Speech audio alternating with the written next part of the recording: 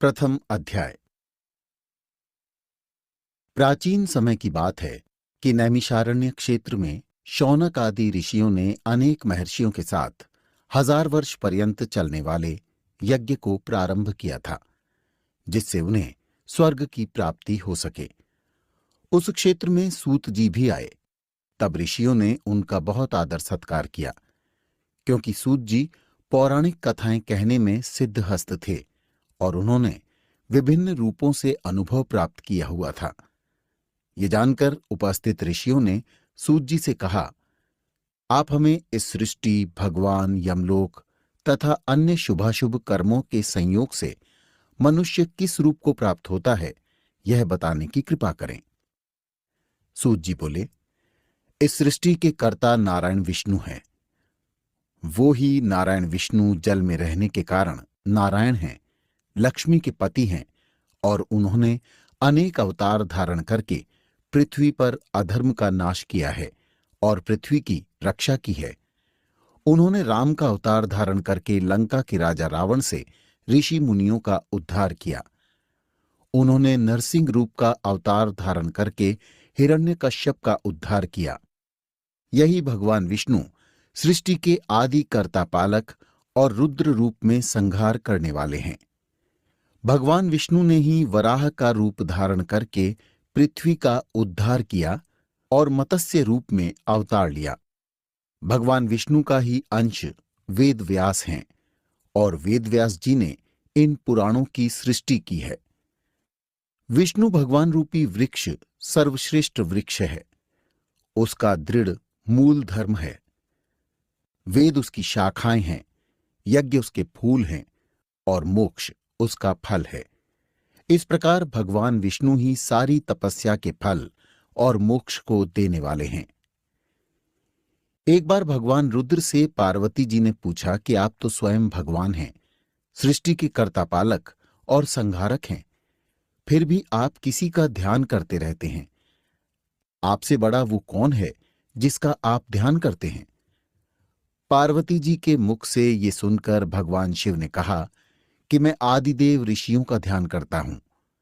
विष्णु ही परम और महान है। उनका ध्यान करते हुए ही मैं अपने आप में तल्लीन रहता हूं। इस प्रकार शौनिक जी ने जब सूत जी से पूछा तो उन्होंने उत्तर दिया कि भगवान विष्णु ही सारे कर्मों के आधार हैं। यह बताते हुए उन्होंने कहा कि शिवजी ने पार्वती से कहा, मैं परम ब्रह्म का चिंतन करता हूं। यह परम ब्रह्म भगवान विष्णु ही है। मैं विष्णु का ही चिंतन करता हूं। भगवान विष्णु ही अनेक रूप में अवतार लेते हैं। उन्होंने ही राम, कृष्ण, वाराह, नरसिंह आदि के रूप में अवतार लेकर धर्म की रक्षा की है। राम के रूप में उन्होंने राक्षसों का नाश किया है और कृष्ण के रूप में दुष्ट प्रवृत्ति वाले लोगों का विनाश करके धर्म की स्थापना की है। शिवजी ने आगे कहा कि हे पार्वती, वाराह के रूप में विष्णु ने ही पृथ्वी का उद्धार किया है और नरसिंह के रूप में भक्त प्रहलाद की रक्षा करते हुए हिरण्यकश्यप का उद्धार किया है। मैं अपने नेत्र बंद करके उनका चिंतन करता हूं। इस प्रकार भगवान विष्णु की महिमा को सुनकर, जैसे कि शंकर ने भगवती पार्वती को बताई थी, ऋषियों की उत्सुकता अन्य विषयों में जागृत हो गई। ऋषियों ने सूत जी से पूछा कि हे भगवान, आपने भगवान विष्णु के महत्व को स्थापित करते हुए जो कुछ भी कहा वह भयमुक्त करने वाला है, किंतु आप संसार के दुख और कष्टों को नष्ट करने का उपाय बताइए। आप इस लोक तथा परलोक के कष्टों का वर्णन करने में कुशल हैं। हमें बताइए कि यमराज का मार्ग कैसा होता है और वहां मनुष्य को कैसी कैसी यातनाएं मिलती है। ऋषियों से ये प्रश्न सुनकर सूत जी बोले कि जो वृत्तांत भगवान नारायण ने गरुड़ जी के पूछने पर उनको बताया था, वह मैं तुमको बता देता हूं। यम का मार्ग अत्यंत दुर्गम मार्ग है, फिर भी मैं आप लोगों के कल्याण के लिए इसका वर्णन करता हूं।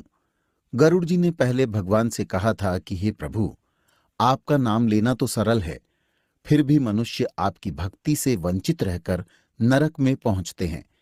आपकी भक्ति के अनेक मार्ग हैं, उनकी अनेक गतियां हैं और आपने मुझे यह बताया भी था। किंतु इस समय मैं जानना चाहता हूं कि जो व्यक्ति आपकी भक्ति से विमुख हो जाता है उसे दुर्गम यम मार्ग मिलता है, किंतु यह मार्ग उन्हें कैसे मिलता है और इसकी कठिनाइयां क्या है? हे प्रभु, इस मार्ग में पापियों की दुर्गति होती है और जिस रूप में वे नरकगामी बनते हैं वह आप मुझे विस्तार से बताइए। गरुड़ जी की प्रार्थना पर भगवान विष्णु उनसे बोले, हे गरुड़, तुम्हारे पूछने पर मैं यम मार्ग का वर्णन करता हूं, क्योंकि इस मार्ग से ही होकर पापी यमलोक जाते हैं। यह वर्णन अत्यंत भयंकर है। जो अपने को सम्मानित मानकर उग्र रहते हैं और धन तथा मर्यादा के गर्व से युक्त हैं तथा राक्षसी भाव को प्राप्त होकर दैवी शक्ति रूपी संपत्ति से हीन होते हैं, जो काम तथा भोग में लीन रहते हैं, जिनका मन मोह मायाजाल में फंसा हुआ है, वे अपवित्र नरक में गिरते हैं। जो मनुष्य दान देते हैं वे मोक्ष प्राप्त करते हैं। जो लोग दुष्ट और पापी हैं वे दुख पूर्वक यम की यातना सहते हुए यमलोक जाते हैं। पापियों को इस संसार के दुख जैसे मिलते हैं, उन दुखों को भोगने के पश्चात जैसी उनकी मृत्यु होती है और वे जैसा कष्ट पाते हैं, उसका वर्णन तुमसे करता हूं। सुनो। मनुष्य संसार में जन्म लेकर अपने पूर्व जन्म के संचित किए हुए पुण्य और पाप के कारण अच्छे बुरे फल को भोगता है। शेष अशुभ कर्मों के संयोग से शरीर में कोई भी रोग हो जाता है। रोग और विपत्ति से युक्त वह प्राणी जीवन की आशा से उत्कंठित होता रहता है। युवावस्था में संवेदनाहीन यह प्राणी स्त्री और पुत्रों से सेवित होने पर भी बलवान सर्प के द्वारा काल के रूप में एकाएक भयभीत होता है और उसके सिर पर काल आ पहुंचता है।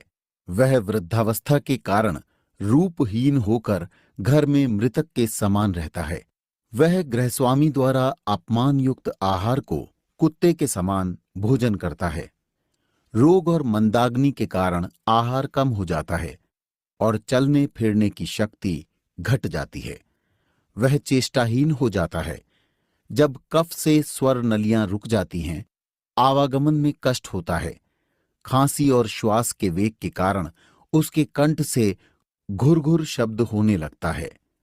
तब वह चेतनाहीन रहने के कारण चारपाई पर पड़ा हुआ सोचता है और बंधु वर्ग से घिरा हुआ होने के कारण प्राणी मृत्यु के सन्निकट आता रहता है, बुलाने से भी नहीं बोलता है। इस प्रकार हमेशा कुटुंब के पालन पोषण में जिसकी आत्मा लगी रहती है, उस परिवार के प्रेम की वेदना से रोता हुआ वह प्राणी परिवार के बीच में मर जाता है। हे गरुड़, मृत्यु के समय देवताओं के समान प्राणी की भी दिव्य दृष्टि हो जाती है। वह संसार को प्रभुमय देखता है और कुछ भी बोलने में असमर्थ हो जाता है।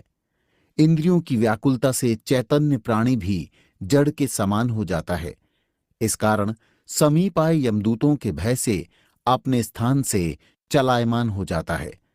जब प्राण आदि 5 तत्व अपने स्थान से चल देते हैं, तब मरते समय पापी का एक एक क्षण भी कल्प के समान बीतता है। 100 बिच्छुओं के काटने से जो पीड़ा होती है, वैसी ही यातना व्यथा श्वासों के निकलते समय होती है। यमदूतों के भय से उस जीव के मुंह से लार और झाग गिरने लगता है। अतः पापियों का प्राणवायु गुदा के मार्ग से निकलता है। प्राण निकलते समय प्राणियों को यमदूत मिलते हैं, जो क्रोध से लाल नेत्र वाले, भयानक मुखपाश और दंड लिए होते हैं तथा नग्न शरीर और दांत को पीसते हैं। ऊपर को उठे केश वालों के समान काले टेढ़े मुख वाले, विशाल नख रूपी शस्त्र वाले यमदूत वहां आकर उपस्थित रहते हैं। उन दूतों को देखकर भय से वह प्राणी मलमूत्र का त्याग करने लगता है। इस अवस्था में हाय हाय करता हुआ जीव शरीर से निकलकर अंगूठे के समान शरीर को धारण करता है और मोहवश अपने घर को देखता है। उसी समय यमदूतों द्वारा पकड़ा जाता है। उस अंगुष्ठ मात्र शरीर को यातना रूपी शरीर से ढककर गले में रस्सी बांधकर यमदूत इस प्रकार ले जाते हैं, जैसे अपराधी पुरुष को राजा के सिपाही पकड़ कर ले जाते हैं। वे यमदूत इस प्रकार उस जीव को ले जाते हुए मार्ग में धमकी देते हैं तथा नरकों के भयानक दुखों का वर्णन बार बार करते जाते हैं। वे दूत कहते हैं, अरे दुष्टात्मा, तू शीघ्र चल, तुझे यमलोक जाना है और कुंभी पाक आदि नरकों का उपभोग करना है, अतः तू देर मत कर। यमदूतों की ऐसी वाणी को सुनता हुआ तथा अपने बंधु वर्गों के विलाप को सुनता हुआ वह जीव हाय हाय करता है। यमदूत उसे प्रताड़ना और कष्ट देते हैं। उन यमदूतों के धमकाने से उसका हृदय विदीर्ण हो जाता है। वह प्राणी भय से कांपता है और अपने पापों का स्मरण करता हुआ यम मार्ग से जाता है। यम मार्ग में कुत्तों से कटवाया जाता है। जब मार्ग में भूख और प्यास से पीड़ित होता है, सूर्य के तेज और हवा की प्रबलता से तप्त बालू में चलना पड़ता है। छाया और विश्राम रहित मार्ग में चलने से असमर्थ हो जाता है, तब उस जीव को कोड़ों से मारकर यमदूत घसीटते हैं। ऐसे कठिन मार्ग में चलने से वह थक कर गिरता है, मूर्छा खाता है तथा फिर उठता है। इस प्रकार वह जीव अंधकारमय यमलोक में पहुंचाया जाता है। वह जीव 3 अथवा 2 मुहूर्त में यमलोक में पहुंचाया जाता है। वे यमदूत उसको घोर नरक की यातना देते हैं और उसके पापों का फल देते हैं। यमलोक में पहुंचकर वह जीव यमराज के दर्शन तथा 1 मुहूर्त में घोर नरकों की यातना को देखकर यमराज की आज्ञा से फिर मनुष्य लोक में आता है। यहां आने पर जीव पुनः अपने पूर्व शरीर में प्रवेश करने की इच्छा करता है, परंतु यमदूत उसे पाश से बांधे रखते हैं। इस कारण वह सुख सुधा तृषा के दुस्सह दुख को सहता और विकल होकर रोता है। तब मृत्यु के स्थान पर पुत्रों द्वारा दिए गए पिंड को और मरने के समय दिए हुए दान को ही वह जीव खाता है। तब भी उस पापी जीव की तृप्ति नहीं होती। उसके पुत्रों द्वारा दिए हुए दान, श्रद्धा और जलांजलि से पापी रूप के कारण तृप्ति नहीं होती। इसी से पिंडदान देने पर भी वे भूख से और भी व्याकुल हो जाता है। जिनका पिंडदान नहीं होता, वे कल्प भर प्रेत योनि में रहकर निर्जन वन में दुखपूर्वक भ्रमण करते हैं।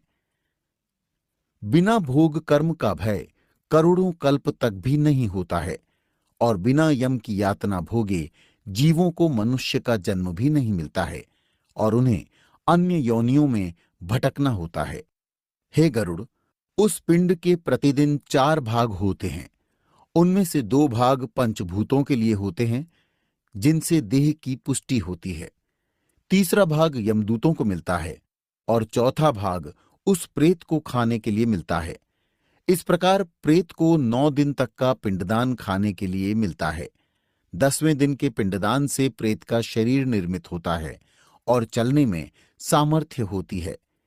हे पक्षियों में श्रेष्ठ, पूर्व शरीर के जल जाने या नष्ट हो जाने पर पुत्र द्वारा दिए हुए पिंडों से फिर भी उस जीव को देह मिलता है।